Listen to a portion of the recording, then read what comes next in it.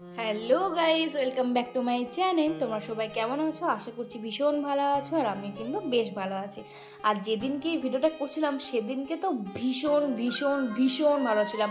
মানে তোমাদেরকে আমি বলে বোঝাতে পারবো না যে কতটা এক্সাইটেড ছিলাম, কতটা আনন্দে ছিলাম। মানে আমি আমার ক্রাশকে দেখতে যাচ্ছি, আমি আমার স্বপ্নের মানুষকে দেখতে পাবো। উফ, মানে এটা যে কতদিনের আশা। সেই 2016 ষোলো নয়, 2015, মানে 11 থেকে আমি খেলা দেখছিলাম, মানে বিশ্বকাপটা দেখেছিলাম, ওয়ার্ল্ড কাপ সেই 2011 সালে। তারপর থেকেই না আমি ধোনির ভীষণ বড় ফ্যান হয়ে গেছিলাম। তো তারপর থেকে আস্তে আস্তে ধীরে ধীরে খেলা দেখতে আমি স্টার্ট করেছিলাম।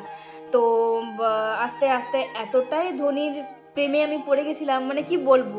আমি কত নিউজ পেপার আরে সব সব কিছু কেটে কেটে, যেখানেই ধোনির ছবি পেতাম, মাহির ছবি পেতাম, আমি কেটে কেটে রাখতাম। ইন্ডিয়ার টিমের সবাইকে আমার ভীষণ ভালো লাগে, তবে ধোনিকে আমার, মানে কি বলবো, ও একটা আলাদাই ওর ওর কাছে মানে কেউ নেই, কেউ যেতে পারেনি আজ পর্যন্ত, আর কেউ যেতেও পারবে না।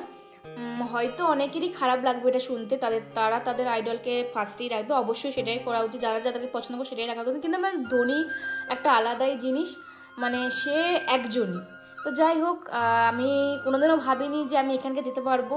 একটা মধ্যবিত্ত ফ্যামিলি পরিবার, মানে কখনোই ভাবিনি যে এখানে যাবো। সবসময় স্বপ্নই দেখতাম, বিশ্বাস করো, এতদিন ধরে স্বপ্নই দেখে আসতাম। কত কত রিলস দেখতাম যে সবাই দেখতে যাচ্ছে, কেউ কেউ অটোগ্রাফ পাচ্ছে, কেউ কেউ সামনে থেকে দেখতে পাচ্ছে, সুযোগ পাচ্ছে। ভাবতাম যে কখন আমি এই সুযোগটা পাবো, কোনো একদিন যাব এটাই ভেবেছিলাম যে একদিন না একদিন যাব। কিন্তু হুট করে যে এই সালে এই আইপিএলে যাব, আমি সত্যিই কোনোদিন ভাবিনি। তো হুট করেই ভাই বললো যে যাবি যাবি। আমার ভাইয়েরও ধোনি ভীষণ বড় ফ্যান, তো মানে ধোনির ভীষণ বড় ফ্যান আর কি ভাই। তো সেই কারণেই হুট করেই ঠিক আছে চল তাহলে যাবো।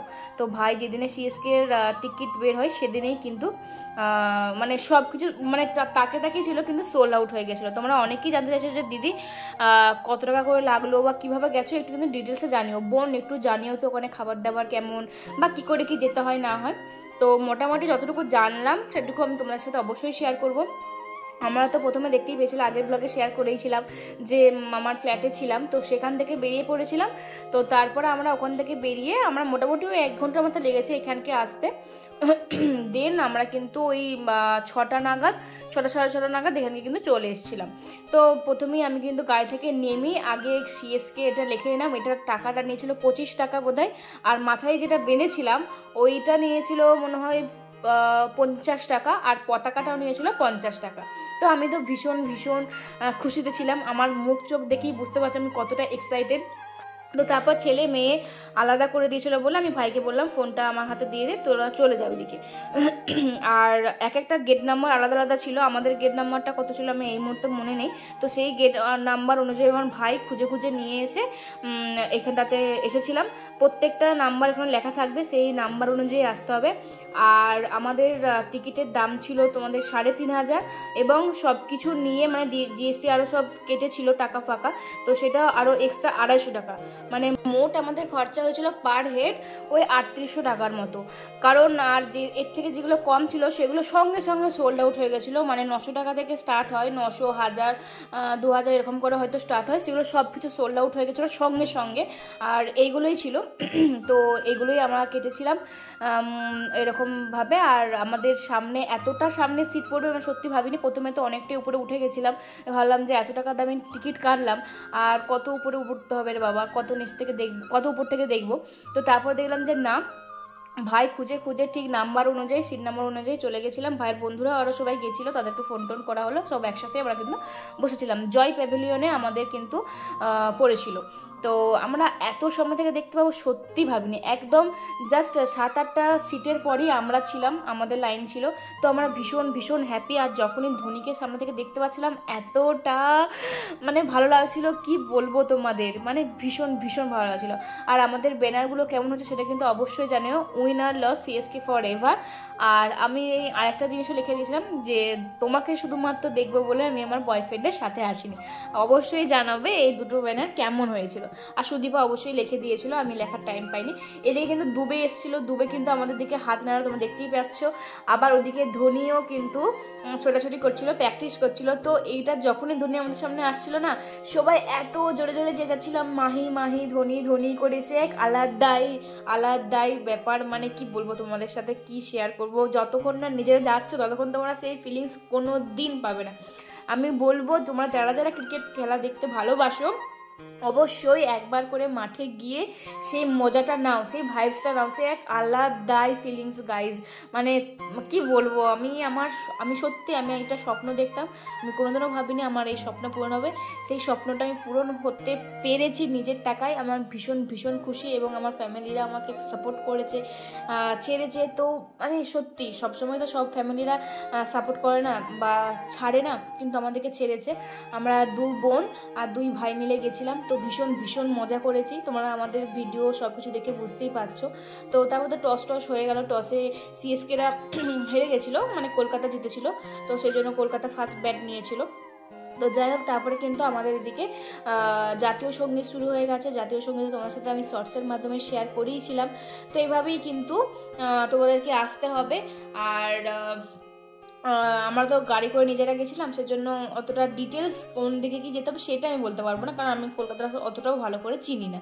তো যাই হোক, ভীষণ ভীষণ মজা লাগছিল। ভাই ওই দিকে আসলো, আর আমাকে নাকি আমার বোন ফোন করে বলছে যে তোকে এক ঝলক দেখতে পেলাম ফোনেতে বা টিভিতে, যখনই দেখাই না কেন, যখন আমরা এই যে সিএসকে এইসব নিয়ে যখন ব্যানারগুলো নিয়ে উঠছিলাম না, তখন নাকি আমার বোন বললো তোকে এক ঝলক দেখা গেছিলো। তো এইটা শুনে আমি আবার এতটাই খুশি হয়ে গেছিলাম যে কি বলবো, যে আমাকে এক ঝলকগুলো দেখতে পেয়ে গেছে।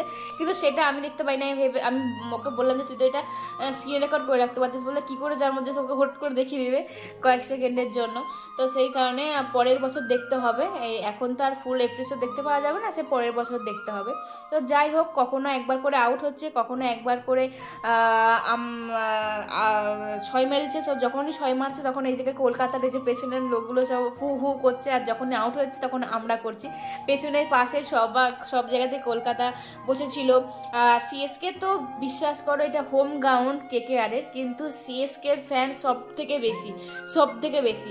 মানে যেটুকু বুঝলাম যে ধোনিকে মানে সবাই ভীষণ ভীষণ ভালোবাসে। আর কিছু জন আছে যারা ধোনিকে ভীষণভাবে ট্রোল করে, খুবই বাজেভাবে কথা বলে।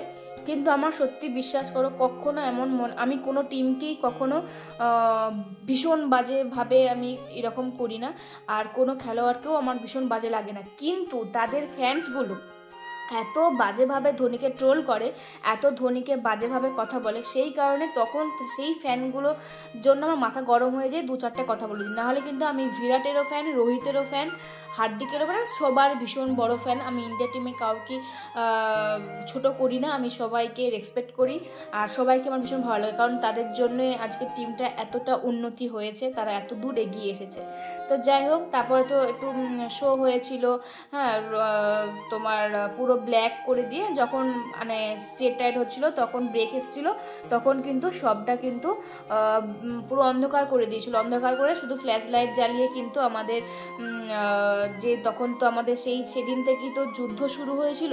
খুব ভাগ্যক্রমে আমরা সেদিনকে চলে গেছিলাম, তার পর দিন থেকে কিন্তু 7-8 দিনের জন্য মানে সব খেলা বন্ধ করে দেওয়া হয়েছিল। তো আমরা নিজেকে ভীষণই লাকি মনে করি যে আমি এই জায়গায় চলে গেছিলাম। ভাগ্যি সেদিনের জিনিসটা বন্ধ করে দেয়নি, তাহলে কিন্তু সব কিছুই নষ্ট হয়ে যেত।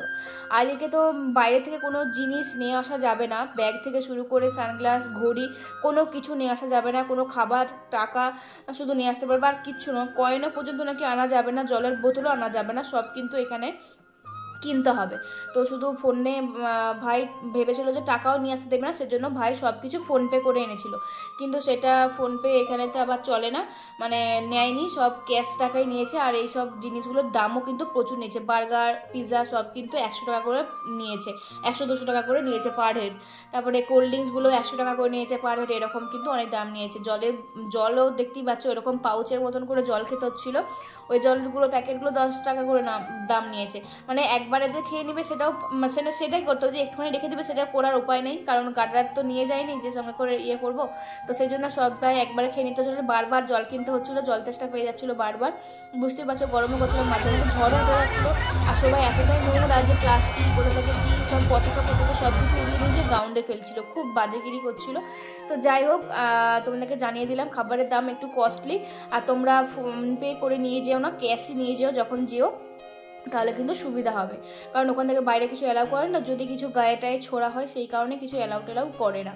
আর এদিকে আমাদের কিন্তু সিএসকে কিন্তু উইন হয়েই গেছে, আর মাত্র 2 রান বাকি, 3 বলে 1 রান বাকি। তো আমরা ভীষণ ভীষণ আনন্দ ছিলাম, মানে এতটা নিজেদেরকে লাকি ভাবছিলাম যে এমনকি আমরা তো এসেছি ধোনিকে 6 মারতেও দেখেছি, আর আমরা জিতেছি, মানে আমরা পেরেছি, এটাই হচ্ছে সব থেকে বড় ব্যাপার। মানে কখনোই ভাবিনি যে ধোনিকে সামনে থেকে দেখবো, সেটা দেখেছি। কখনো ভাবিনি যে খেলা দেখতে আসবো, সেটা খেলা দেখতে এসেছি। কখনো ভাবিনি ধোনির 6 মারা দেখবো, সেটাও দেখেছি। এমনকি সেই 6 আমাদের প্যাভিলিয়নে এসে পড়েছে, এত কাছে। মানে সিরিয়াসলি বলছি, নিজেকে ভীষণ ভীষণ লাকি মনে করছি। আর সিএসকে কিন্তু উইন হয়ে গেছে, আমরা ভীষণ ভীষণ খুশি। তোমরা কতটা খুশি, তোমরা কাকে কাকে কি সাপোর্ট করো সেটাও কিন্তু অবশ্যই জানিও। জানি না ধোনি পরের বছর খেলবে কি খেলবে না, বাট না খেললে তো আমার হয়তো খেলা দেখাই বন্ধ হয়ে যাবে। তো যাই হোক, আমি এবারে দেখে নিয়েছি, আমি এতেই খুশি। আর তোমাদের ভিডিওটা কেমন কি লাগলো, আরও কিছু যদি জানতে চাও অবশ্যই কমেন্টে করে জানিও। যদি ভালো থাকে অবশ্যই লাইক কমেন্ট শেয়ার করতে একদম ভুলবে না। দেখা হচ্ছে পরের ভ্লগে খুব তাড়াতাড়ি, ততক্ষণ ভালো থাকবে, সুস্থ থাকবে। পেজে নতুন তাহলে প্লিজ পেজটাকে ফলো দিয়ে পাশে দেখো। তো চলো আজকের মতন বাই।